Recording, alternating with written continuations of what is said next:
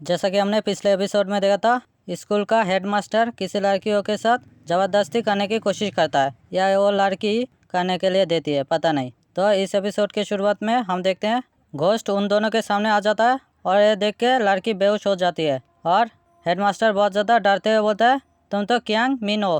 Ghost भी बोलता है, हेडमास्टर क्या तुम मेरे को याद रखे हो। ये सुनने के बाद ही हेडमास्टर अपने घुटनों में आ जाता है, बोलता है, शाओमिन प्लीज़ मेरे को माफ़ कर दो, मेरे को पता है मैं गलत था, मेरे को पता नहीं था तुम अपने साथ ये सारी चीज़ें कर लोगी। असल में शाओमिन अपने रस्सी से अपने साथ कुछ किया था जो मैं नहीं बोल सकता, वरना यूट्यूब गाइडलाइन स्ट्राइक आ जाएगा। तुम लोग समझ जाओ क्या किया था। फिर कियान शाओ बोलती है, हेडमास्टर मैं तुम्हारे कारण मारी थी, तुम्हारे इनजस्टिस के कारण। हमारा एमसी उसके अंदर से बोलता है, ये सारी चीज़ें मैं नहीं बोल रहा, ये सारी चीज़ें एक घोस्ट बोल रहा है मेरे शरीर को कंट्रोल करके। फिर शाओमिन दोनों हाथों से उस हेडमास्टर को मारने लगती है थप्पड़। हमारा एमसी बोलता है, मैंने अभी तक अपने शरीर से फुल कंट्रोल गायब नहीं हो चुका है, मगर हेडमास्टर को मारने में बहुत ज़्यादा ही मज़ा आ रहा है। सच बता रहा हूँ भाई, ये स्टोरी सुनने के बाद मेरे को बहुत ज़्यादा ही दुख लगा। हेडमास्टर बोलता है, शाओमिन मैंने तुम्हारे साथ कुछ भी गलत नहीं किया, जो तुम्हारे साथ दोनों बंदे गलत किया था, अब गलत मतलब तुम लोग समझ जाओ, उन दोनों बंदों को ही तुमने मार डाला था। मैं नहीं चाहता था ये सारी न्यूज़ बाहर की तरफ फैले, मगर तुम चाहते थे सारी चीज़ें पुलिस को बताने के लिए। तुम भी जानते हो, मैं भी जानता हूँ, वो लोग बहुत ज़्यादा ही शक्तिशाली फैमिली के हैं जो बहुत आसानी से केस को जीत जाते, और इसके कारण मैं भी स्कूल से बाहर निकल जाता। इसके बदले में तुम्हें भी कुछ नहीं मिलता, मगर तुमने पहले ही सारी चीज़ें कर लिया था। सारी चीज़ों से मतलब उसने वो चीज़ किया था रस्सी के साथ, समझ जाओ। मैं बोलने नहीं वाला, वरना स्ट्राइक आ जाएगा। हमारा एमसी गुस्से में बोलता है, मैं सोच भी नहीं सकता इस जैसा बंदा जो इतना ज़्यादा अच्छा इंसान दिखाने की कोशिश करता था, ये बंदा रेपिस्ट लोगों को बचाने की कोशिश किया और जो विक्टिम था उसको और भी ज़्यादा थ्रेट करने लगा, जिसके कारण आखिर में इतनी ज़्यादा छोटी लड़की को वो चीज़ करना पड़ा। इसमें सारी गलती इस बंदे की है जिसके कारण वो लड़की मारी। ये सारे चीज़ों पढ़ने के बाद मैं सिर्फ एक ही चीज़ बोलना चाहता हूँ, ये साला स्कूल था या कोठा। वैसे तुम लोगों को सच बताऊं, ऐसा सच में स्कूल के अंदर होता है। मैंने भी ये सारी चीज़ें एक बार देखा था, मगर तब मैं बहुत ज़्यादा ही छोटा था, मुझे ठीक से याद भी नहीं है वो कौन सा बंदा था, मगर स्कूल के अंदर मैंने देखा था। सच बता रहा हूँ, कलयुग आ चुका है, अब इस दुनिया के अंदर कुछ भी नहीं हो सकता।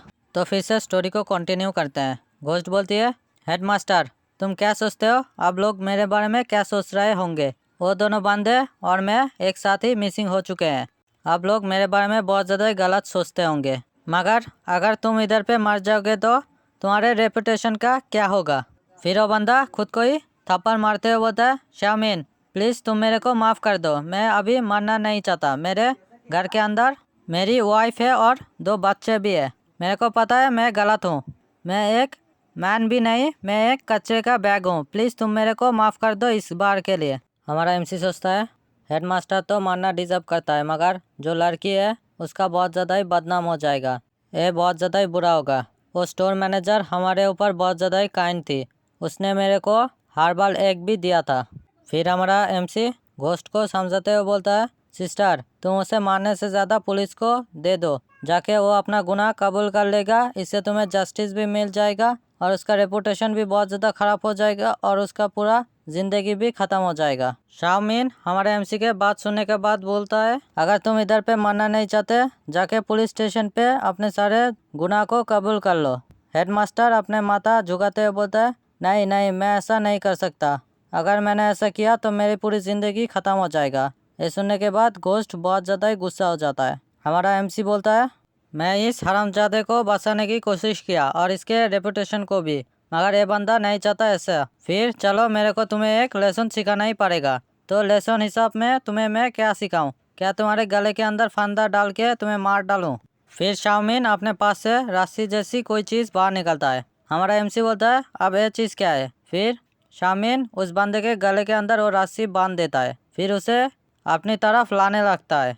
इससे उस बंदे को बहुत ज़्यादा ही तकलीफ होने लगता है। हमारा एमसी बोलता है, सिस्टर ये बिल्कुल भी अनाउंस नहीं है, प्लीज़ उसे मत मारो। ये सुनने के साथ ही उस बंदे के गले से रस्सी हट जाता है। शाओमिन बोलती है, मैं तुम्हें आखिरी मौका दे रहा हूँ, जल्दी से अपने सारे गुनाह को कबूल कर लो।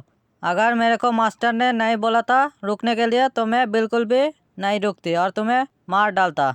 हमारा एमसी सोचता है, मास्टर से इस बंदी का क्या मतलब, क्या ये मेरे बारे में बोल रहा है। फिर वो हेडमास्टर उधर से भागते हुए बोलता है, तुम्हारा शुक्रिया मेरे को नहीं मारने के लिए, मैं बिल्कुल सही रास्ते पे चलना शुरू कर दूंगा, इस बार के लिए तुम मेरे को माफ़ कर दो।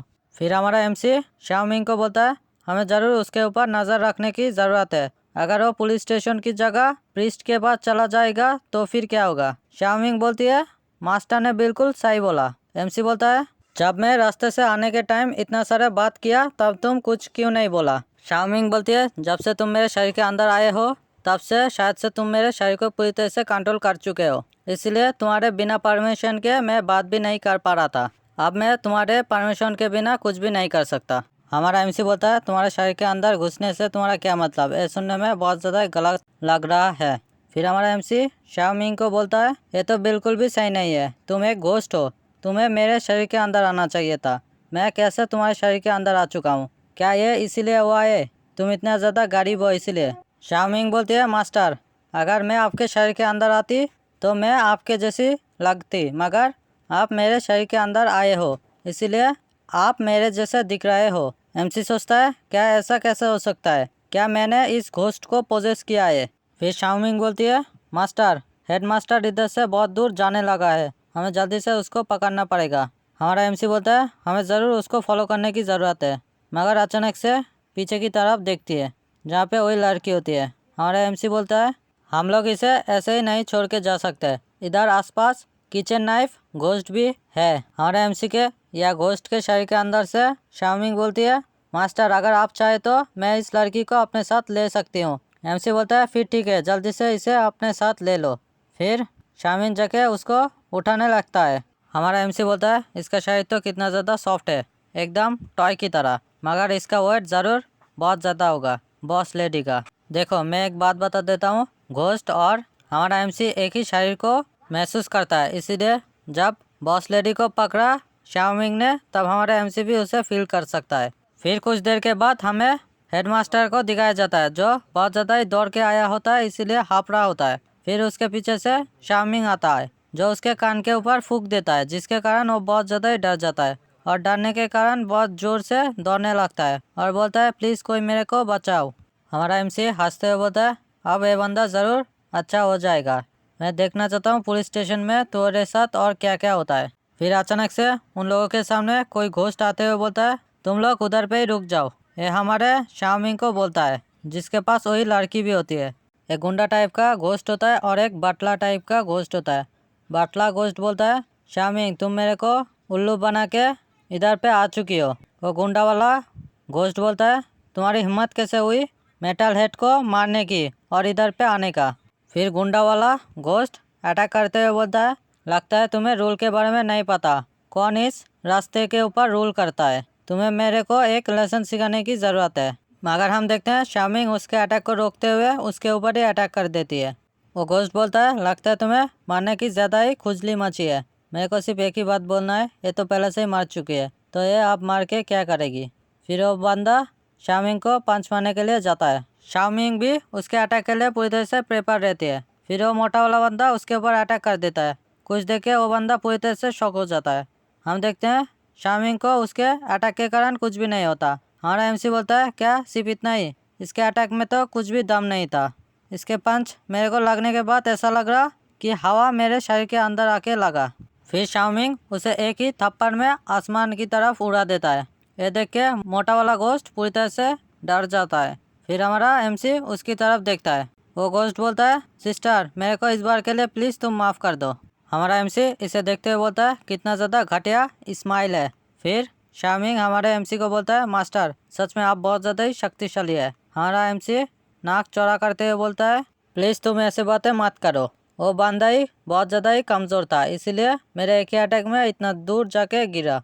तो आज का एपिसोड यही ख़त्म करते हैं, कल इसके 2 और चैप्टर आ जाएंगे, उसके लिए रेडी रहना, सब्सक्राइब करके रखो और कमेंट करके बताना, लाइक भी कर देना।